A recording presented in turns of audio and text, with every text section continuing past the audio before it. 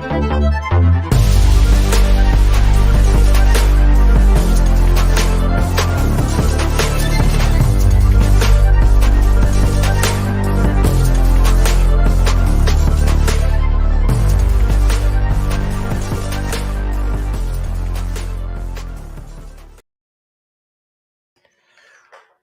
is going on, everybody? Happy Wisdom Wednesday. Welcome, welcome, welcome. Thank you all for joining.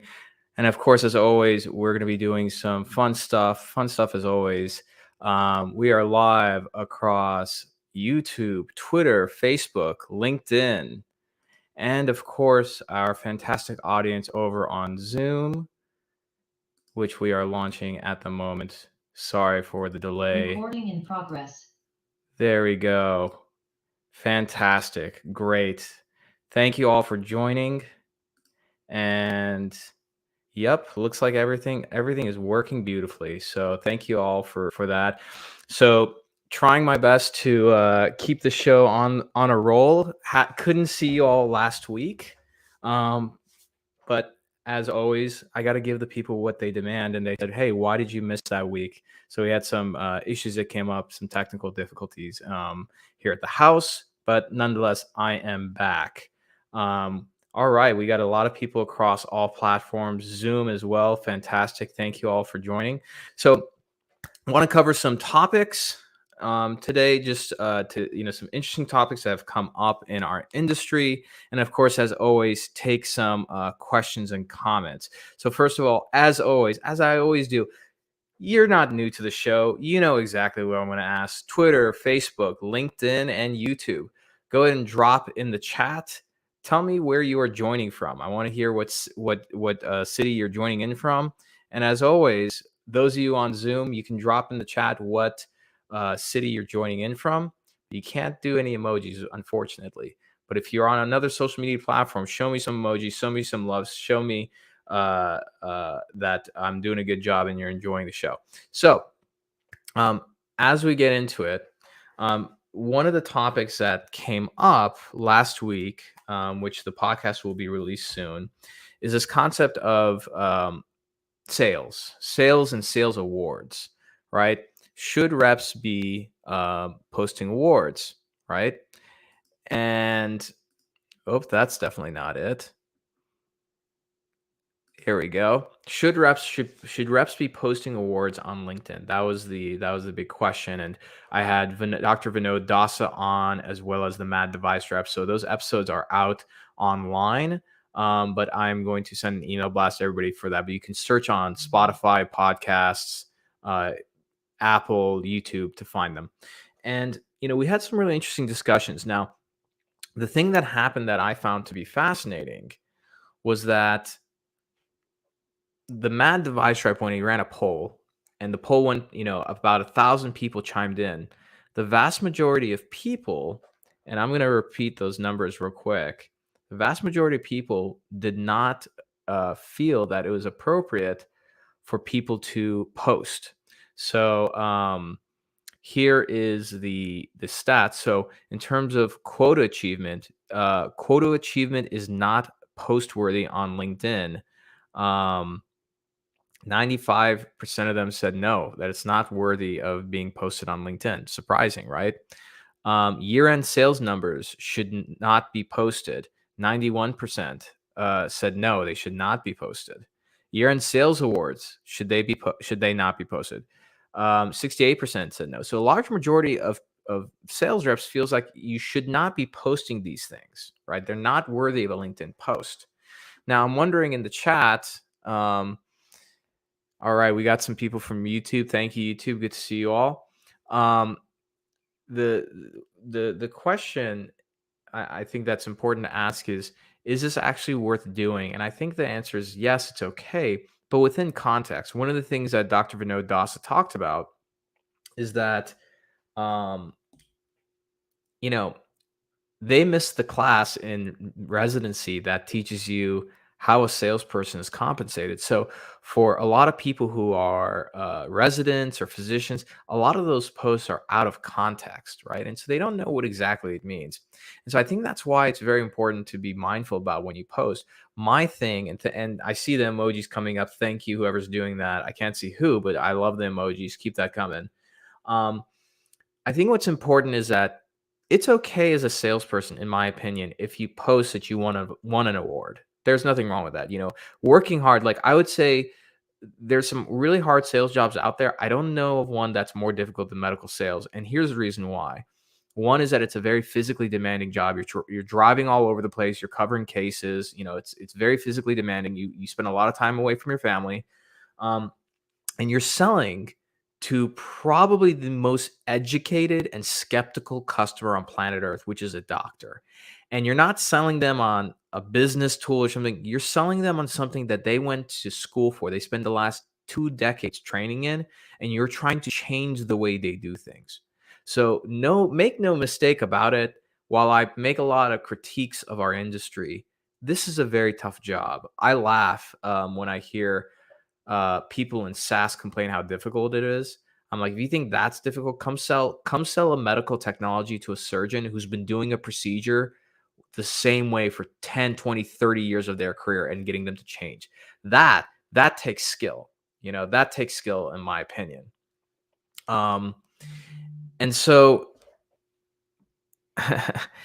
and so, by the way, I love you guys. For those of you who have my cell phone or are message me on LinkedIn, but as always, I tell you, leave it for the chat. Come on. Um, so that's something that I want to mention. Now, another topic that I want to bring up, and let me type this up.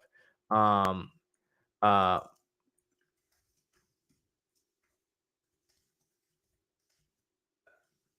See again. This is a bootstrapped show, ladies and gentlemen. So we do this live. Another topic that came up, and I spoke to a peer earlier today. Um, I see Qasim, so Dr. Qasim Butt. Thank you, Qasim Butt. So Dr. Qasim Butt, he's an interventional nephrologist. If you're a medtech company looking for a really fantastic physician leader, go check out Qasim Butt. From my understanding, he's starting to do more work in the medtech world. So Qasim says totally right. All the medical device reps cover entire regions and are always driving. Yeah, it's a rough job. It is definitely a very, very rough job. Now, the next topic I want to cover is marketing teams struggling to sell into the C suite. This is one thing that, again, in marketing, they skip this lesson for a lot of us, right? Which is, how do you actually sell?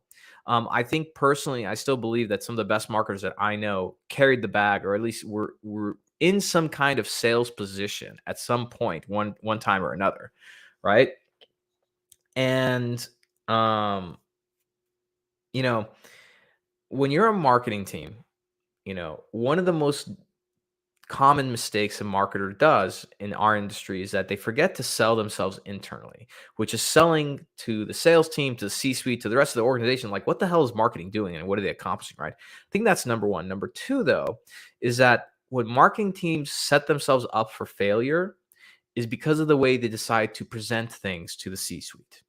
Meaning, if they run a campaign, right, like a social media campaign, what marketers make the mistake of doing is leaning so hard into the metrics and the data because that's what they think is right, that they live and die by that sword. And what I mean by that is that when you're presenting to a board, you're presenting to a CEO or C-suite about results of the campaign, and you show clicks and you show impressions, and they don't know what the hell that means. All they know is that those numbers need to be higher next time. That's what you're going to be, judged by, and that doesn't mean that you had a successful campaign. And so for me, I think that there's a lot of mistakes made around that. And that's why it's become more difficult to sell into the C suite, because when the C suite thinks about these marketing campaigns, they see marketing as a cost center and, a place where you get results that you don't know what they mean. And in my humble opinion, um, if you are looked at as a cost center, you screwed up in your job as a marketer. You royally screwed up. Marketing, when you do it right, when you do it well, is looked at in one way and one way only, as a freaking cash register. My goal anytime I go into a company, and I think this should be your goal as a marketer, is when they think of marketing, two words come to mind: ka-ching. That's the thing that makes the cash register ring, baby. That's how they should be thinking about marketing, right? Because if you look at it from the world of entrepreneurship and internet marketing, right? Only idiots, I'm gonna repeat that, only idiots brag that they don't spend money on marketing. This is the dumbest comment I've ever seen in my life. Because if you're really good at marketing, meaning that if you put $1, $2, $3 in and you're able to get 5 or 10 out, then you buy infinite number of them, right? Now, the thing that makes this more complicated is that, in B2B, in the B2B world, not everything has a direct ROI correlation. And especially when it comes to demand generation, a lot of things do not happen overnight, right? And so there has to be a balance of expectations in terms of what you're selling to the C-suite, right? So if it is a webinar, if it is a podcast, you have to frame it in the right way and set expectations so that they understand what to expect in the interim and in the short term, and what they can expect long term, and how long that will take. If you don't do a good job as a marketer educating the C-suite about what you're doing, what the results can be, and more importantly, being persuasive about it, most of your requests are going to get rejected, whether it's going to be something for $100 or $10,000. And this is why in our industry, in the medical device world, most marketing departments are just slaves, and they're essentially service organizations to sales. So I want to take a quick stop there, and I want to see if anybody has any comments that they'd like to share on that. As always, if you make a comment, I will highlight it. And again, just to bring him up so people can see, go follow him, Dr. Qasim Butt. Great physician, and again, really, really sharp guy. Somebody you should follow for value-based care. If your company is focused on value-based care, I would recommend checking out Qasim Butt. So, all right. So let's go on to the next topic, and the next topic I want to try and bring up on my LinkedIn, because I want to pull these poll numbers out. So earlier this week, one of the things that I brought up as a point, and I have a nice Vinny, I'm going to get to your comment in a moment. I made a poll earlier this week about clinical sales and marketing, or clinical versus having sales skills. And unfortunately, my internet connection is not as strong, so we'll get to that in a moment. But let's get to Vinny's comment here. Vinny, who for some reason I can't see your name on. So for those of you who wonder why it sometimes comes up blank, if you have your profile set to private where you can't see it, like, you should change that. So Vinny Venturelli says, too many people confuse marketing with simply advertising. It's much more than that. Yeah, I agree. Marketing is a lot more than advertising. And here's the thing: there was a time when advertising was really well respected. When advertising, and I'm talking about the ad men back in the day, ad men and ad women, on Madison Avenue, where you created advertisements that were so well researched, that the copywriting was so crisp and clear. The only thing that was going to happen is sales, right? That's it.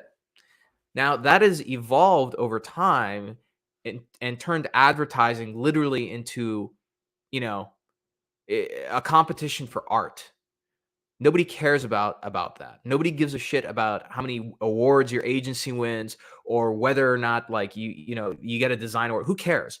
The point is, did your ad actually drive revenue? Right? And again, not everything has a direct correlation, but at the very least, if you create advertisements, you have to extend some kind of objective. Like, hey, this ad that we're running on social media, or we're doing, let's say, a billboard campaign for. Yes, that's right. I dare say it, a billboard campaign for. We're trying to seed the market with this new language, like something. There has to be more thought into it, right?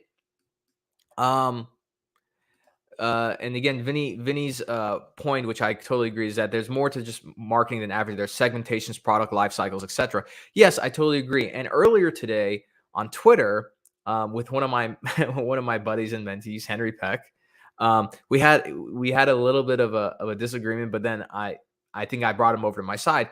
The point that I made earlier on Twitter about marketing is that if you're a marketing leader and your sales team, and this is let me qualify this, by the way, not a marketing leader at a big company like a Medtronic or Johnson Johnson or Nike or whatever, wherever you are.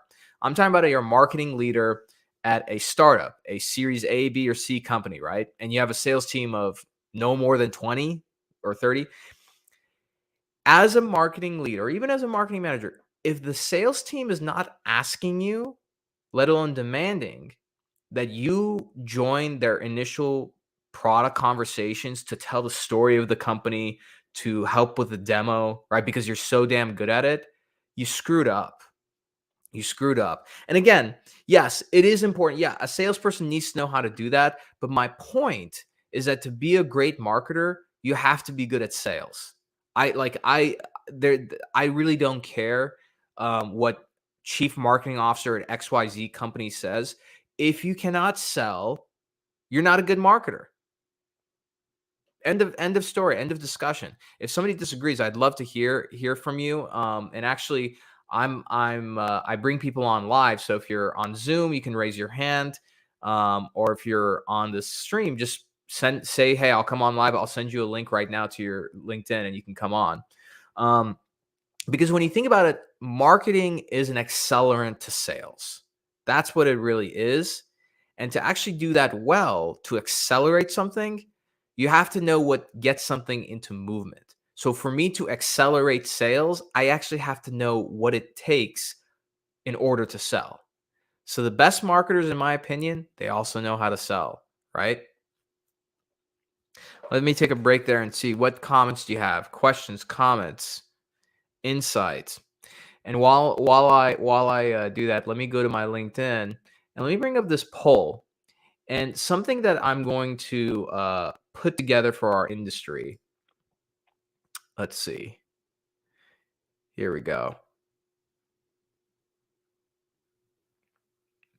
Yeah, so I did this poll earlier this week, and we got, let's see, 272 votes.